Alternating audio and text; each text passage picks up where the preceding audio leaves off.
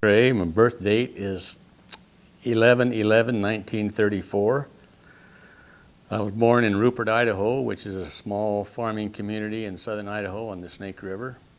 My father's ancestors came from Scotland originally, Macrae. My father was born in the United States in Denver, Colorado in 1898.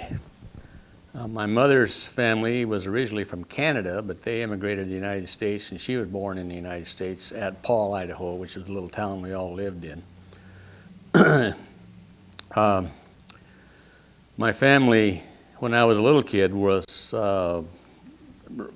pretty big in the sheep business in southern Idaho. They had an operation called the Macrae Sheep Company, and they ran about 5 bands up in in the Sawtooth Mountains near Sun Valley in the summer, and of course they wintered them on the home ranch in the winter time. Lambing was always a big operation, and so I got in on that from the time I was old enough to go with my dad until we moved away from there. We lost my dad when I was 9 years old in 1944, and my mother, after a couple of years, remarried. My stepfather, named Woodrow Wilson, was a cowboy, and that had a lot to do with my background and interest in the idea of becoming a cowboy and living that sort of life. He'd been a saddle bronc rider in his day, and he loved to see us kids get on the calves and so forth, so we kind of went from there to riding the milk cows and eventually the bull riding. So we lived in after my mother remarried, we moved to Salmon, Idaho when I was in about the 5th grade, and I lived there until my junior year in high school. And then we sold that place, and they bought a ranch up in northeastern Washington in Ponderay County, and that's where I went to college from there. I finished high school in a little town called Cusick in Washington, and then went to WSU my first 4 years from there. I met my first wife she was a schoolmate in high school, and we didn't date when I was in high school, but we were good friends and we corresponded, and she went to the University of Washington. She was 2 years behind me in school, but she went to the University of Washington her first year in college, and then I think she was sort of afraid one of the farm girls at WSU was going to pick me off, so she came to WSU the second year, and we got engaged, and we were married then the year that I graduated first time from college in 1957. I graduated with a degree in animal science, and we were married that spring.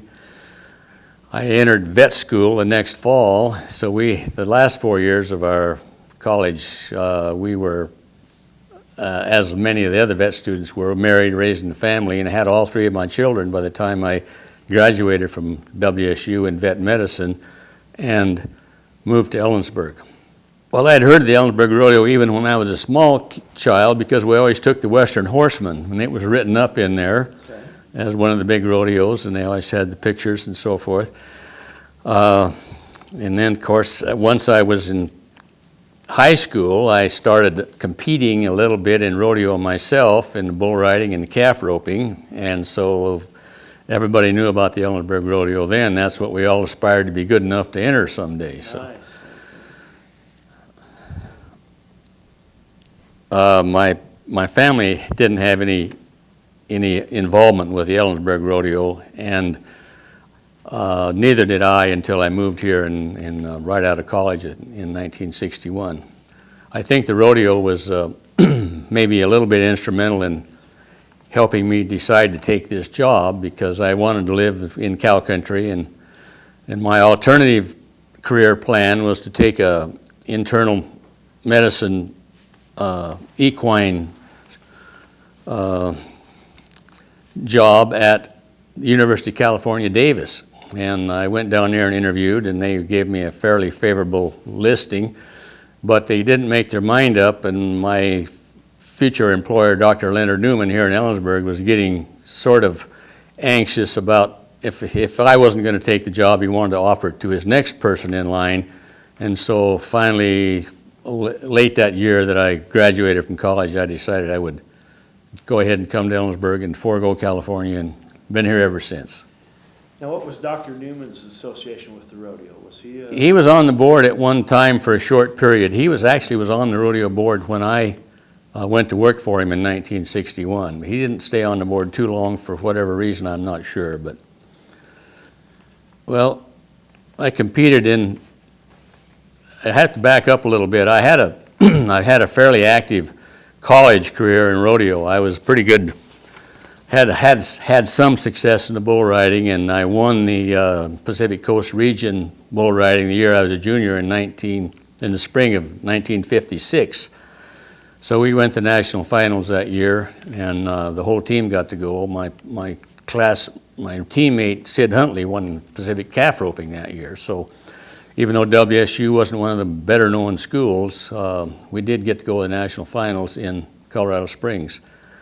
So I rode bulls there, and turned out I ended up third in the nation that year in bull riding. So that was my best bull riding year, but I didn't stay with that game too much longer. I was married and had a couple of kids pretty soon, and I'd seen some bad wrecks, and I wasn't riding as well as I could have. And so finally, the 4th of July at Grangeville, Idaho, I handed my bull rope to a young Indian boy and said, "This is it, I'm quitting."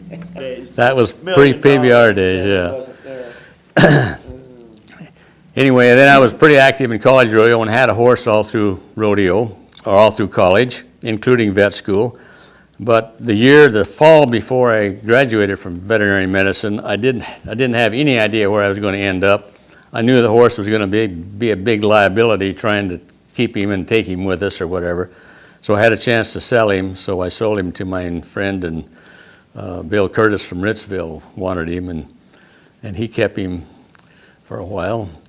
Well, then leading up to my Ellensburg rodeo days, after I was over here 2 years, I just kind of got the bug again, and I bought my old horse back.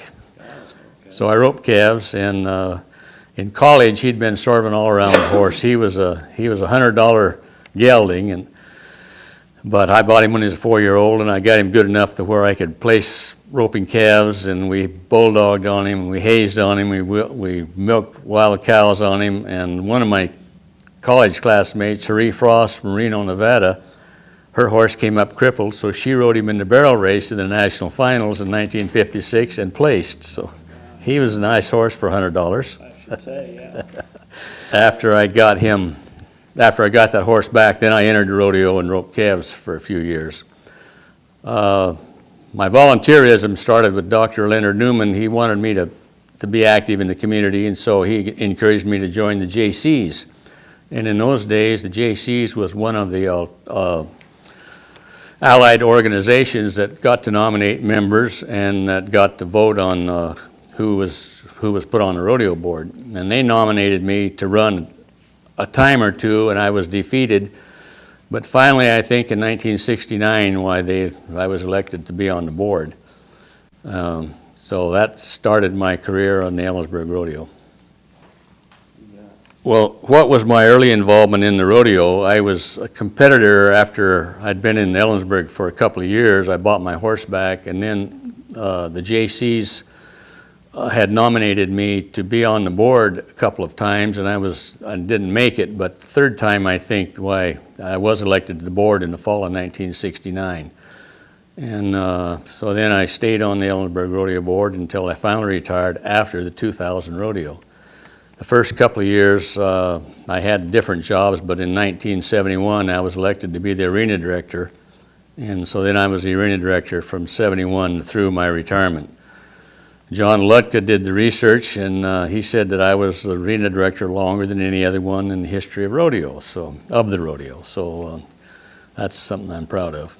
Well, in those early days, money was really tight. Our total budget was under $80,000, which now is well over $500,000. So that's some idea of how the rodeo has grown since then. It was a lot more homegrown, and even though we had, even in those days, we got all the competitors off the national scene, and we had a lot of participation. The physical plant has changed just a lot. We used to park all the contestants in the little square lot where Western Village now takes up almost that whole thing. And we'd have a man parking, and the ones that had to get out, we always were head-to-head with Walla Walla. We were in the afternoon and they were in the evening, and we had it fixed up in those days so that even if a person was up here in the afternoon, he could get to Walla Walla in time to participate in his event that evening. Parking. So we had to park, if the guys that had to get to Walla Walla, we had to park them so they could get out. There's been a tremendous difference in the physical part of it. We used to have a system where we had to run the bucking horses down the track and right through the crowd, basically, to get them into the pins behind the bucking chutes. And I think we had three big wooden pins there and one big swinging gate that kind of went around and crowd them in there, but it was very primitive to what we have now. Some of the things I miss about the Ellensburg Rodeo that have changed over the years is that we had one of the big crowd players we always had was at cow cutting. Ward Hobbs was with his famous horse, Bosky Boy, and I was chatting with someone just the other day that went to the rodeo in those years, and that's the main thing he remembered about it. He said he hadn't been to the rodeo since then, but he remembered the cow cutting on the track, and Bosky Boy cutting without a bridle. And that was an event that was a very big crowd pleaser, and it gradually evolved to the point where we didn't have time to do it, I guess, or whatever. Well, I'm not really glad that anything has ended.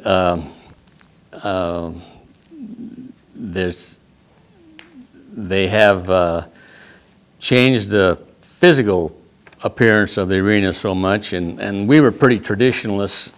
And one of the stories that has to do with that tradition is the first time I came to Ellensburg to participate in a rodeo, happened to be a college rodeo, and it must have been about in the spring of 1955 or 6.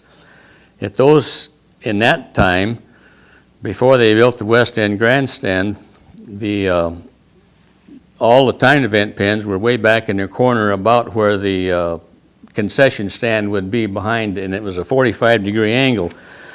For whatever reason, I don't know they built it that way, but they had panels on each side similar to what Pendleton has now, and they ran the cattle down that alley, and you sort of loped along behind, hazing or bulldogging or roping, whatever you're going to do, and the barrier was out, quite a ways out in front of you. By the time I moved here in '61, they had built the West End Grandstand, but the tradition was so strong to have that corner that they still had the timed event chutes right in that corner. And they didn't have too much of a pin situation behind there. There was one long chute, and if a calf happened to jump over the back of another, and it was a real mess to get everything in order. So along about, I can't remember the time, must have been in the middle 70s sometime, we decided to revamp the whole things. So they told me to draw the plans, and I did. And I tried to make everything fit so we could buy Powder River equipment and make it work, and just by welding and putting the posts in. So the whole new timed event that we've used ever since was basically my design, and I worked it out so that we could do it, the herringbones and everything else, with stock Powder River stuff. We had, when we built the new seats inside the arena, we had to move it over a little bit, so that's why that little jog is there and where the cattle come up into the timed event end now. But before that, the cowboys backed all the way under the grandstand, and the timed event chute was just flush with the fence, so that they didn't see the daylight till they were at the barrier. Was right there at the grandstand level, so he came out from pretty deep there. The boxes were long in those days. Since they've changed the rules so that the boxes have to be a standard length. They have to be 16 feet now. But they have exceptions to that, of course. Some of the contestants and individuals from earlier rodeos, well, there's a lot of them. And that was one of the nicest things that happened to me because I was the arena director and involved with the contestants a lot of time. I got to meet just about everybody in rodeo over the years. Dean Oliver became a good friend. And of course, everyone knows he was the best calf roper of his time, 7-time world champion, way head and shoulders above anybody else in his best years. Harry Charters, I got to know him. He was a 6'8", 280-pound cowboy from Melba, Idaho, and he was he roped calves and steer wrestled both, and he had a very unique dismount. He was so heavy that he couldn't bulldog like a regular person where they just lean over and put their rear end down and get a hold of the steer. He would swing off. He'd ride up to the steer, swing over swing his left leg over, run a step or two, pick the steer up, and then just whop him. And as another little side story, when they still had the box in the corner there, one run, which is pretty famous, and I remember it very well. But anyway, the steer dodged a little bit to the left. The horse dodged a little bit to the left. His knee got caught on that post and broke his leg. Tom and Larry Ferguson were good friends. Of course, Tom was a several times world champion in roping and bulldogging. Larry was not quite as famous, but he and Tom traveled together, and I knew them both very well. Larry Mahan, he was a stalwart in those days, and of course I knew Deb Copenhaver and Jeff, and they were both world champions in their time. Monty Montana, when I was a little kid in southern Idaho, we went to 2 rodeos a year. We went to Rupert, Idaho the 4th of July, and we went to Burley, Idaho in late August. And Monty Montana, I can remember him when his son was about that high riding a little Shetland pony, and he'd rope them all and everything. Well, he was still active then long enough for me to get to know him after he came and participated in the Ellensburg rodeo. So the local people that I got to know real well, and a lot of them lived right here in Ellensburg. Smokey Kaiser, he got to be a good friend. He is one of his rope horses was one of my first patients when I came to Ellensburg. He had a real freak accident, and he just backed into the box, and he was getting ready to leave. When he left the box, he somehow twisted his ankle and fractured his pastern on the back. So Smoke brought him down to me, and we laid him down and put a cast on him, walking type cast, just with plaster, and that ankle healed up and stiffened. He never did get the rope on him again, but they rode him in the mountains after that, so he was still usable. So I got to know Smoke and Sam, and when Sam was a little kid real well. I rode Smokey's horses at times, and he'd mount me in the rodeo, and I had a little red horse that Sam rode in the county roping in the eliminations one night. And people were just starting to get off the right then.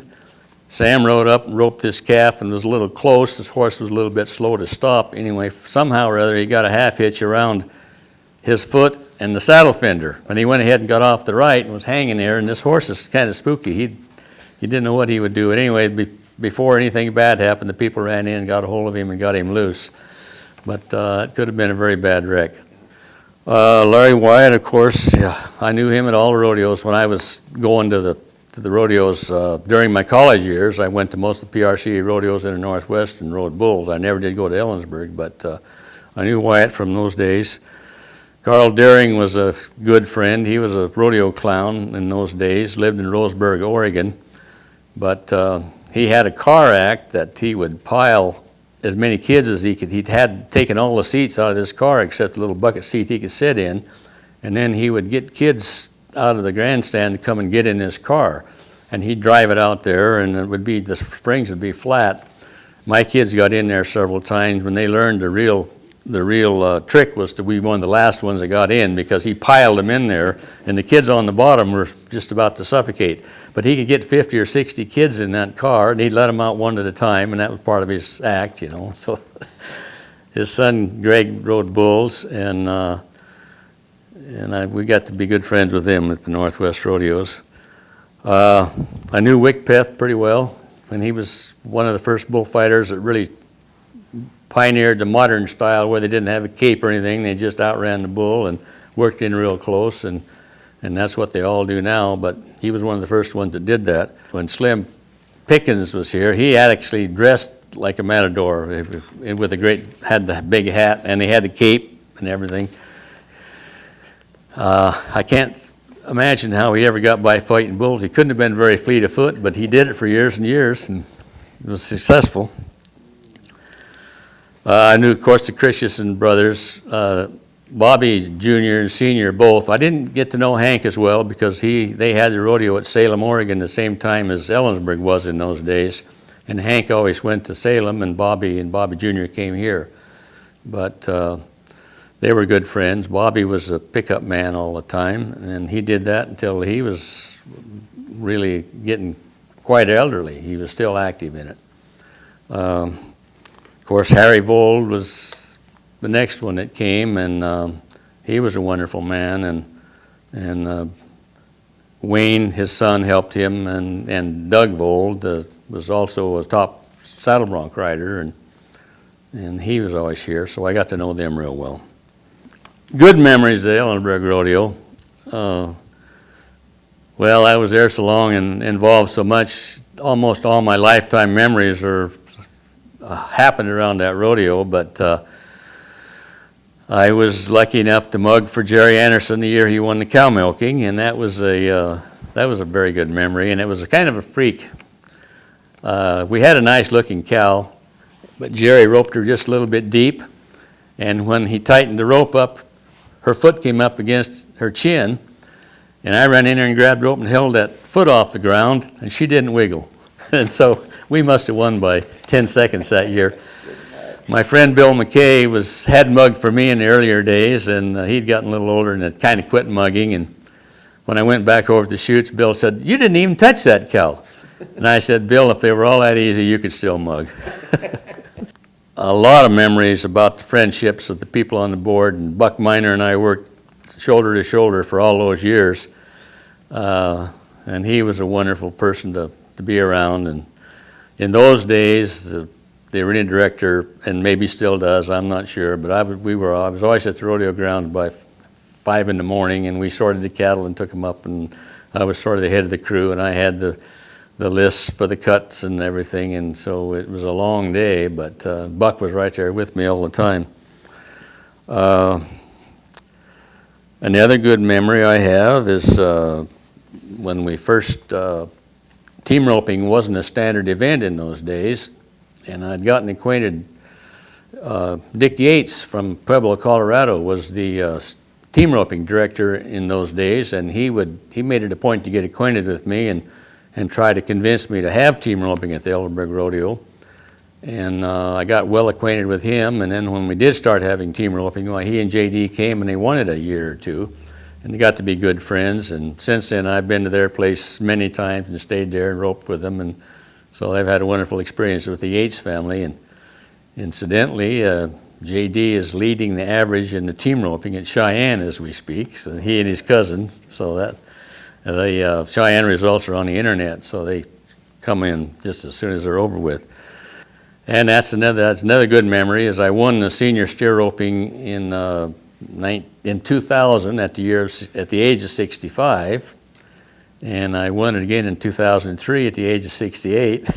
and the seniors is defined as anybody over 50, so that's taken in a big half of the steer ropers have a tendency to be a little older and a little more stable, and so the other good memory I have is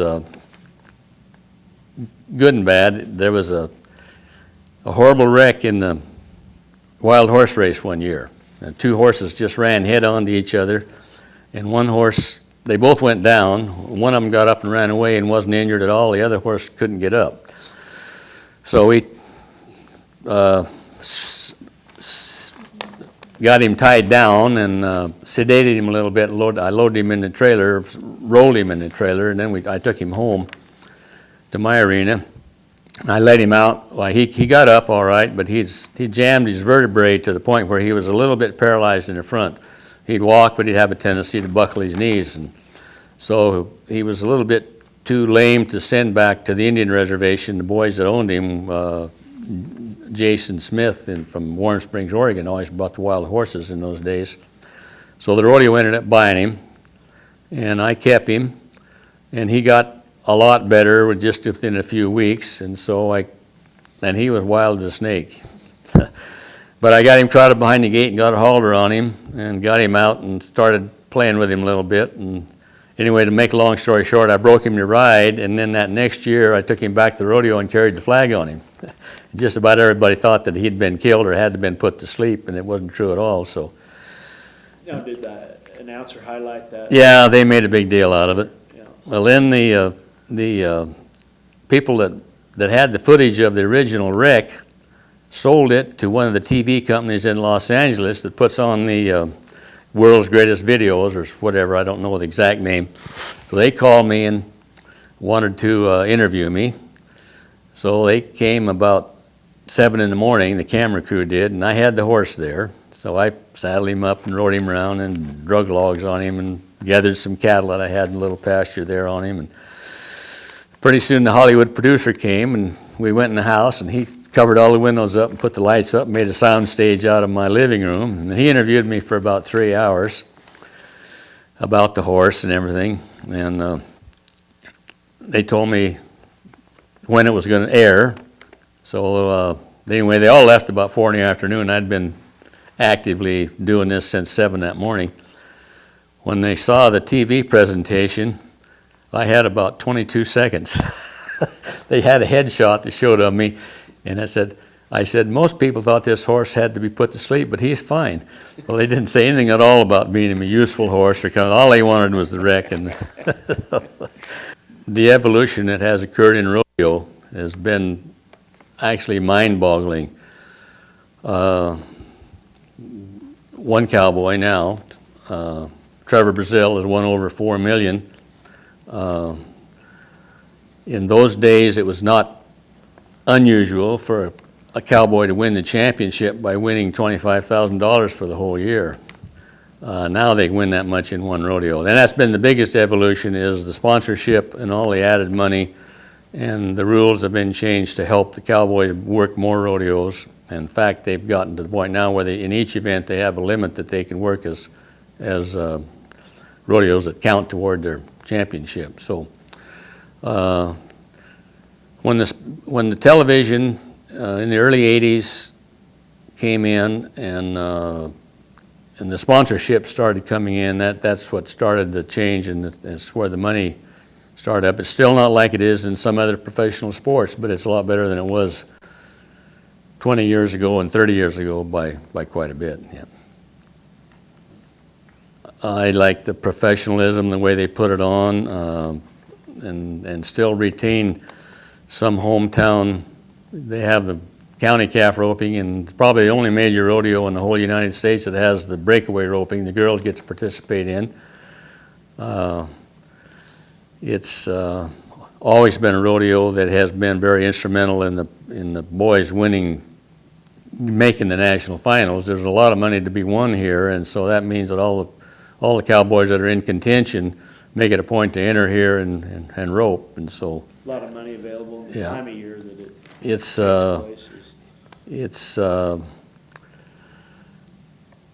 it's great to see it continue on like it has, and it get even bigger and bigger, and I was a little bit, I think I was maybe a little bit like Tex Tollifer, who was a long-time rodeo volunteer and was on the board for many, many years. But even after he was off the board, I happened to be sitting down there on the end with him and he was looking over the rodeo, and he said, well, I suppose they could put this son of a gun on without me, but I'd sure like to see how they did it.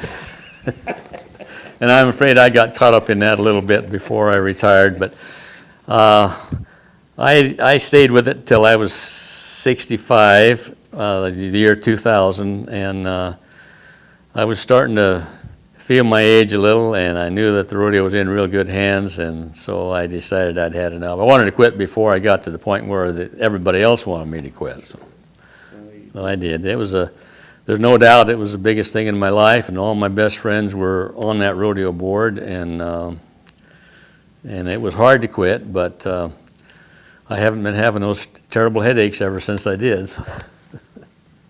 Well, I just, as far as thoughts for future rodeo fans, I think there'll always be rodeo, at least in our lifetimes. It's getting bigger all the time. There's a lot of the youth rodeo and the high school and college rodeos are bigger than ever. And there's a lot of cowboys that are good enough in college that by the time they they get through the college rodeo while they're already winning in the PRCA.